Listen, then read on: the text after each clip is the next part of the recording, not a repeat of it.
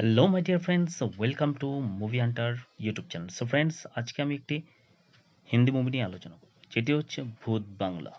মুভিটি পরিচালনা করেছেন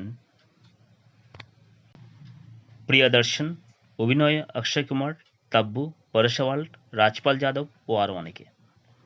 গল্পের শুরু হয় ভারতের একটি ছোট্ট পাহাড়ি শহরে। শহরের এক প্রান্তে দাঁড়িয়ে আছে একটি পুরনো এবং ভয়ঙ্কর প্রাসাদ, যার নাম ভূত বাংলো। এই বাংলো নিয়ে বহু বছর ধরে নানা রহস্যময় গল্প প্রচলিত আছে।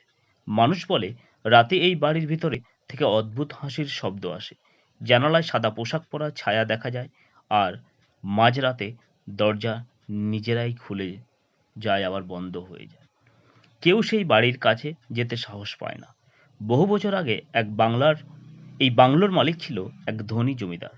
তার সঙ্গে থাকতো এক রহস্যময় তান্ত্রিক, যে নাকি কালো জাদু জানতো বা ব্ল্যাক ম্যাজিক। গ্রামবাসীরা বিশ্বাস করত সেই তান্ত্রিক মানুষের আত্মা বন্দি করে শক্তি অর্জন করত।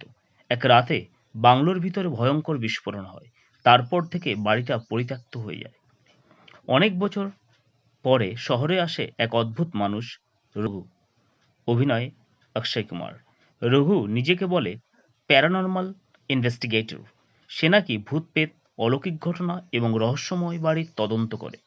রঘু শহরে এসে শুনতে পায় সেই ভূত বাংলোর গল্প। তার কৌতূহল বেড়ে যায়।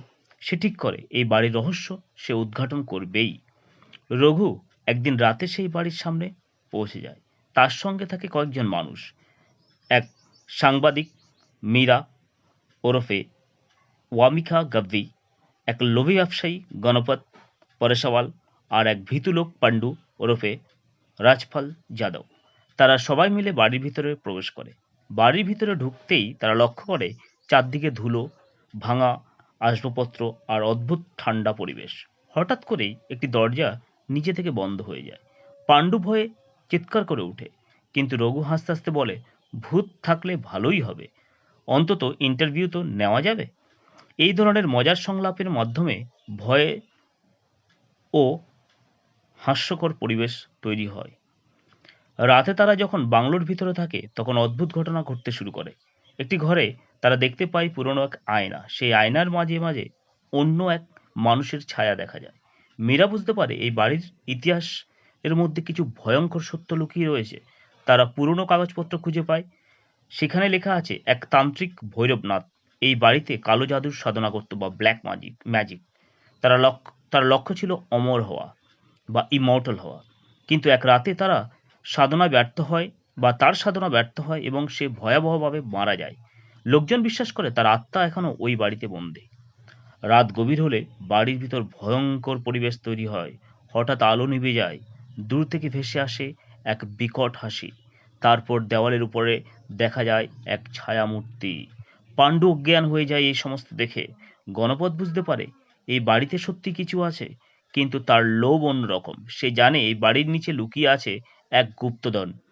এই গুপ্তধনের লোভেই সে সবাইকে এখানে নিয়ে এসেছে।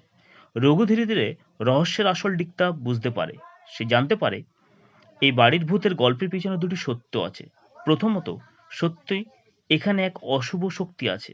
দ্বিতীয়ত, কিছু মানুষ ইচ্ছাকৃতভাবে এই বাড়ির ভিতরের ভূতের গল্প ছড়িয়েছে, যাতে কেউ এখানে না আসে এবং তারা গুপ্তধন খুঁজতে পারে। গণপতি সেই পরিকল্পনার মূল মানুষ, কিন্তু সে বুঝতে পারেনি এখানেই সত্যি এক অশুভ আত্মা রয়েছে।